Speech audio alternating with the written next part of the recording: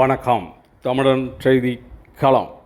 சீர்காழியில் மறைந்த தமிழக முன்னாள் முதல்வர் ஜெயலலிதாவின் பிறந்தநாளை முன்னிட்டு அவரது திருவுருவப் படத்திற்கு மயிலாடுதுறை மாவட்ட செயலாளர் பவுன்ராஜ் மலர் தூவி மரியாதை செலுத்தினார். மயிலாடுதுறை மாவட்டம் சீர்காழியில் முன்னாள் தமிழக முதல்வர் ஜெயலலிதாவின் 76வது பிறந்த நாளை முன்னிட்டு அவரது திருவுருவப் படத்திற்கு மயிலாடுதுறை மாவட்ட செயலாளர் பவுன்ராஜ் தலைமையில் அதிமுக நிர்வாகிகள் மாலை அணிவித்து மலர் தூவி மரியாதை செலுத்தினர். தொடர்ந்து மாவட்ட செயலாளர் பவுன்ராஜ் அனைவருக்கும் இனிப்பு வழங்கினார்.